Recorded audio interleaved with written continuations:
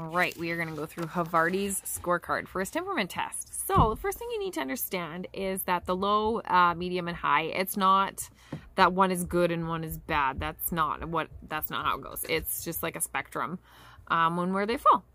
So the first thing that you're going to notice in the test is that we put the puppy into the testing area and then we just kind of observe. How does he take to the new surroundings? Does he check things out? Is he kind of like a puddle in the corner crying? He was not. Havarti was high confidence. It's always a good time around here. He was super confident. Tail was high. He was checking everything out. And he was ready to be there. He was ready for the task. So the next thing that you notice is that I get into the testing area and then I wait for him to approach me. He was a medium. So with a low assertiveness, they kind of army crawl or they might need coaxing to come over. And high assertiveness, they really jump into your lap and they just can't get close enough to your face fast enough. And he was medium. He very politely kind of crawled into my lap and was like, he was introducing himself again.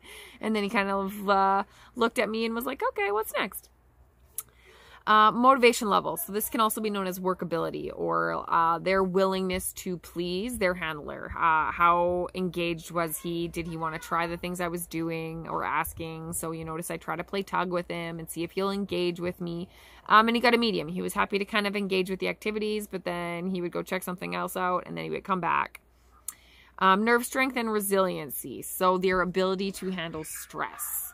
He got a high. Nothing seemed to shake him. He was super confident. Nothing really caused him stress, which is awesome to see. Touch tolerance, he got a medium. So we're not looking to see whether he enjoyed it. We're looking for his compliance. So you notice that he, when I do the 10-step handling, I'm kind of massaging his ears and I'm ruffling his back. And he was good till I flip him over. And then you kind of see those front legs are splaying out that he's kind of like, nah, it's not my favorite position. And that's okay. And touch tolerance is absolutely an adjustable trait that you can build into your dog. And they're going to need that. So they go to the groomers and they go to the vet and they get handled all the time, you know, and kids play with them. And so yeah, I think everybody should always be working on touch tolerance with a dog. Energy level. So medium. He was happy-go-lucky. He didn't really need to take any breaks, but at the same time, he wasn't like spazzy running all over the place. So he was kind of middle of the road there. Sound and sight sensitivity. So what you notice for the sound is I kind of take the shaker. And for the sight sensitivity, I take the umbrella and pop it out. So I'm not looking to see whether they noticed or not. I expect that they probably do. What I am looking for is, do they recover from stress and are they stressed from it? So what you notice is that he noticed and then he came to check it out. He came to investigate afterwards. So there really was no stress associated with it, which is great. He recovered great. Prey drive, low prey drive. So he's not super interested in fetch, which means he may also not really be interested in chasing the kids, running through the house. Eventually, that will eventually kind of be old news. And yeah, so that's prey drive. Human focus. How much did he want to be with me? We can't make a dog want to be with us. And this is different from recall. It's, you know, whether or not the dog's going to want to follow you around the house. Are they going to be looking for you as a companion? And you got a medium. So I do think that he's going to want to be with his people. But I think he's also going to be comfortable in his own skin to hang out by himself, you know, when that's asked of him as well. Can probably occupy him by giving him a bone or something else to chew on, and he'll probably be happy with that.